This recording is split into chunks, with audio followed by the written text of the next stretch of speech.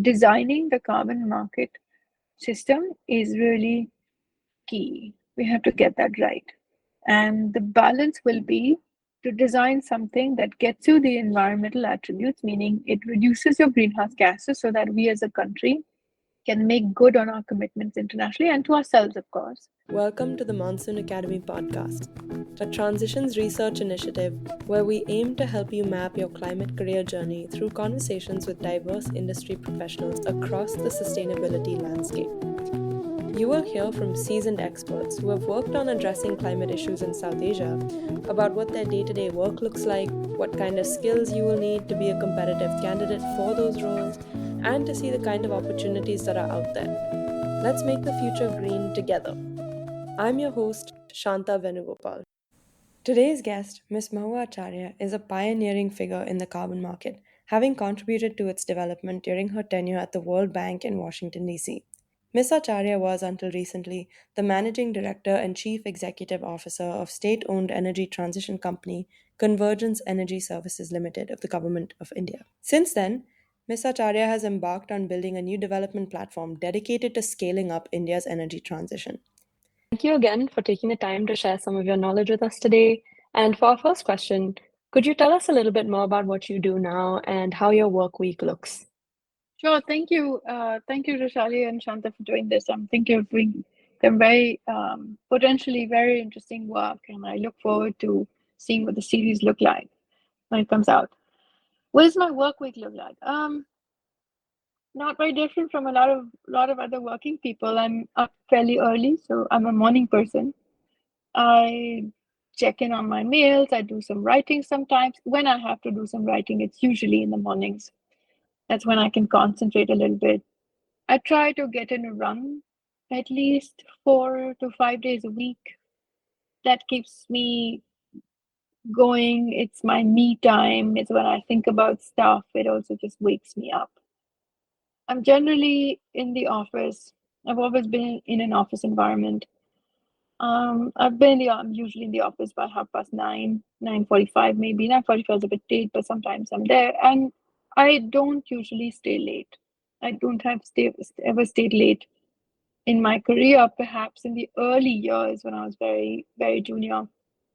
But I generally try and end when office ends at about 6 to 6:15 max.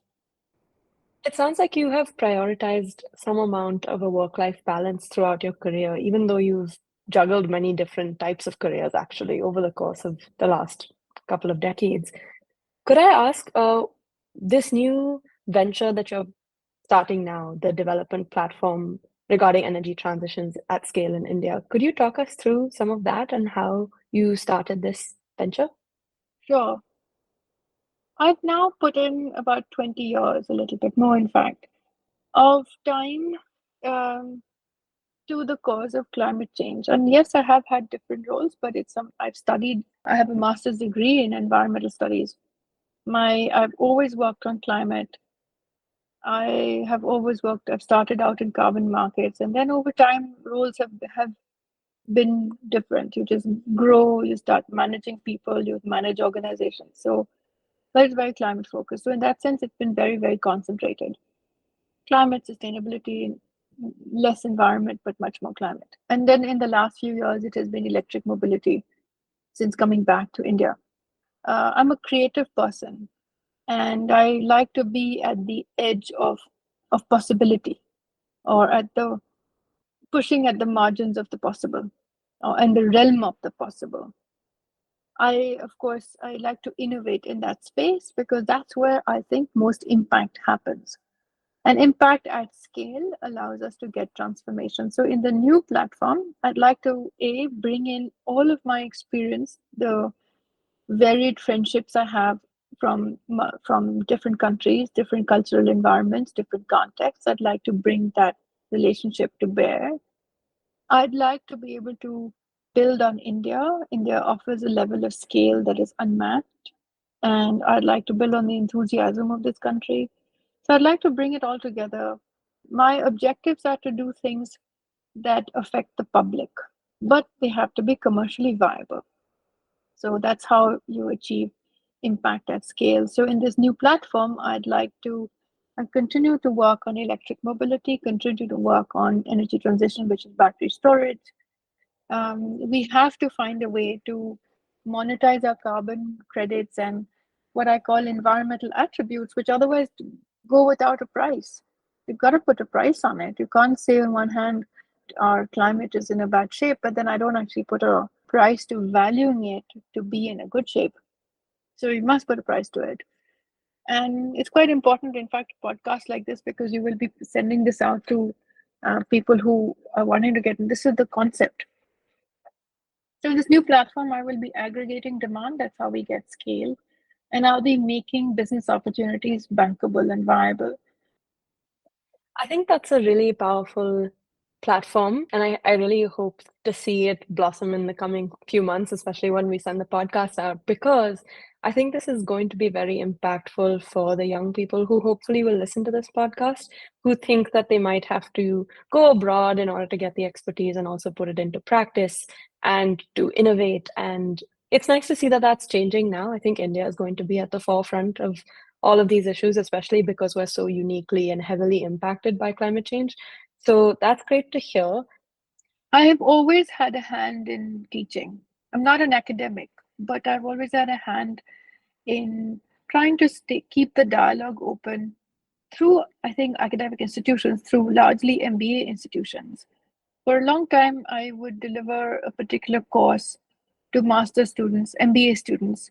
And then till some time, I changed course a little bit and we started delivering that to executive education. The trick, it's not so much of balancing. I don't see it as much as balancing. I like what I do. So when you like what you do, there's a particular compartment in your brain that is reserved for things become difficult when two compartments are competing with each other. And I think I've got little compartments that do their own thing. So I've never had really a balance issue in terms of depth. Sometimes it's a balance issue just in terms of time commitments.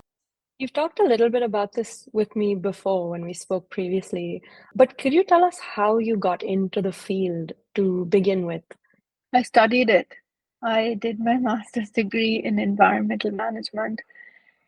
But what If I made you choose do it, that, is what I. Mhm. yeah. I've grown up in a school that's in those days was probably offbeat. Today it is probably still offbeat. You know, it's still a very small little school. It's in a little valley. Keeping nature and protecting nature was always something that you did, not because it was divine or anything, just something that you did because you relied on it.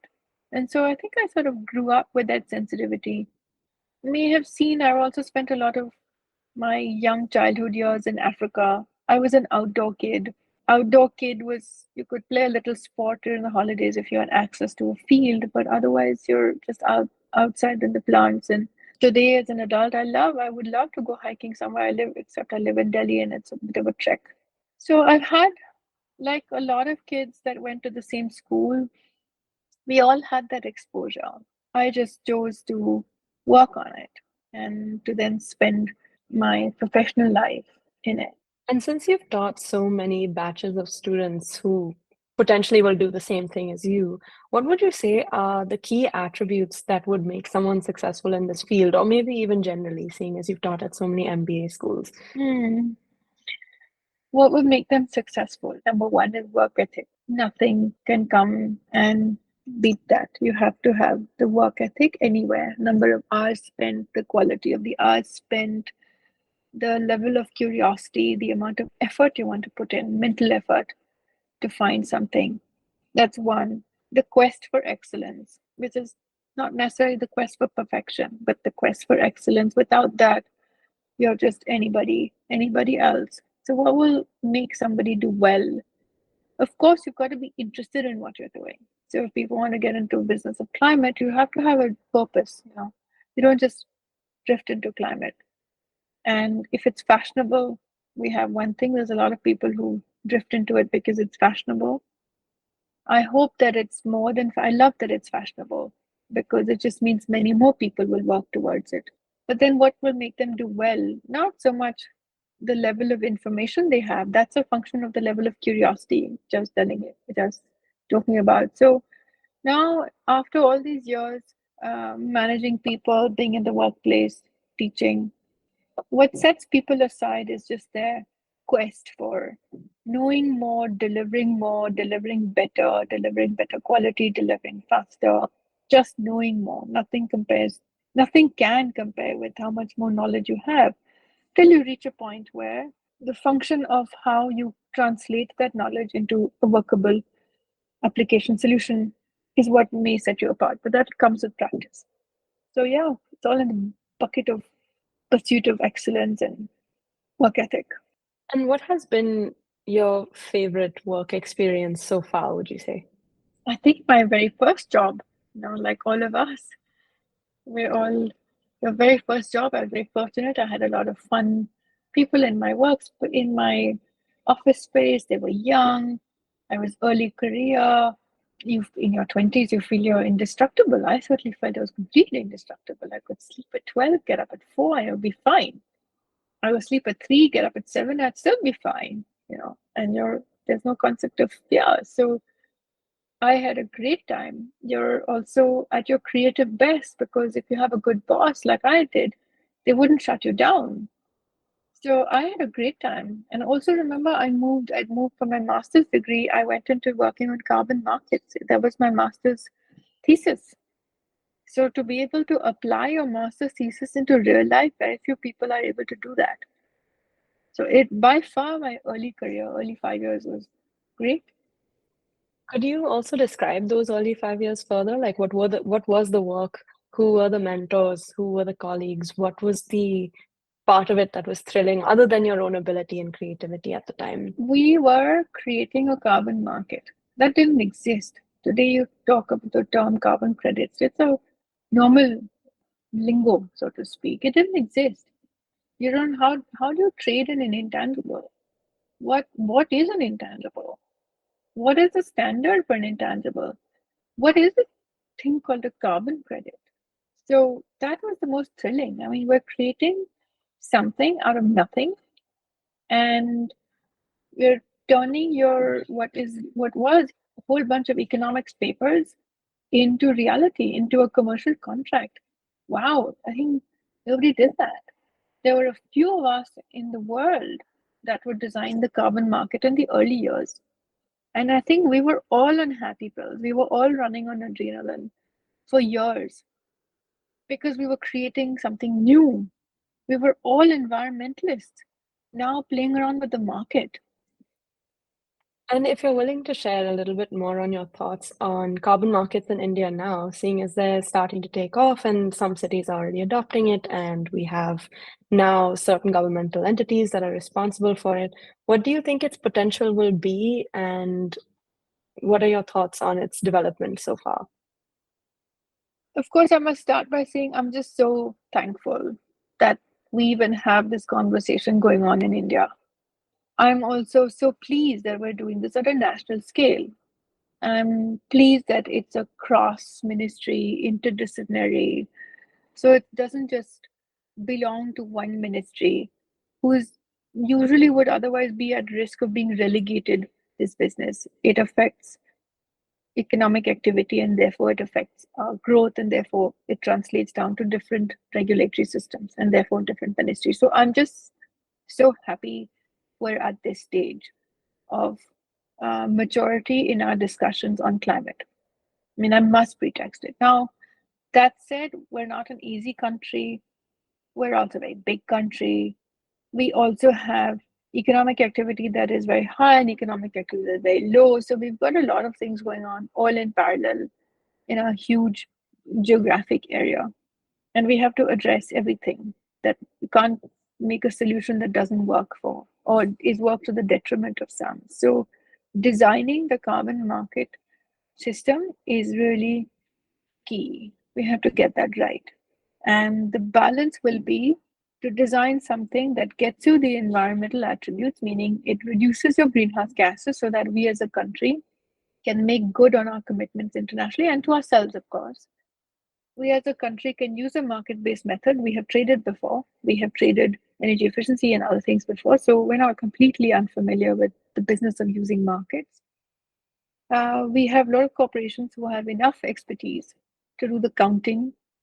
We just have to design it in a way that is sufficiently uncomfortable for business, because you should be forced to think about it, yet sufficiently achievable if you think properly, if you have a good strategy, because that is the balance of getting a good environmental outcome and a good economic outcome.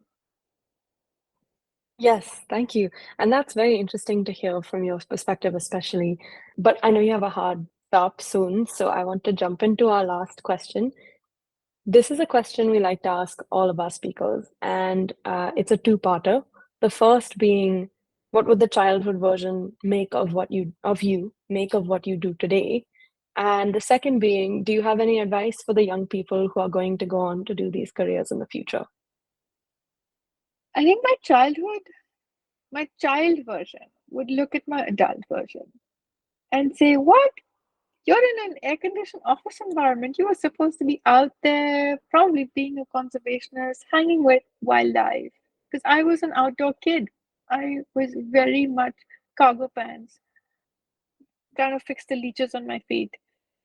And that was me. So the childhood version of me will look at me and say, whoa, that wasn't what I was expecting, I think. What could I tell the younger generation? The business of climate change has so many faces. There's an environmental phase, there's an economic phase. Designing the carbon market phase. System is really, people take energy efficiency seriously today. We take the resource efficiency seriously. It design something that gets you the environmental attributes, meaning it reduces your greenhouse gases, so that we as a country then decide can make good on which one you want to pursue, and to ourselves that affects which company, what kind of work, what kind of growth, what kind of impact you'll see. You could, of course, look at just the science of it. In science of it, you see the impact immediately because you're working on something. So it has many faces. Choose what you want to get inside on. I think that's wonderful advice to end our interview on, because that's exactly what we're trying to do at our podcast, which is to show people the diversity of professional experiences they can use to solve the climate problem that we're all facing today. So thank you so much for taking the time to speak to us today and for sharing your wisdom with us. We really, really enjoyed it. Thank you. Thanks once again to both of you, and look forward to when this gets launched. And good luck with your series. You've been listening to the Monsoon Academy podcast, and we'll be back in 2 weeks with another episode. In the meantime, please write to us with any questions or comments and tell us what climate careers you might want us to cover next. See you next time.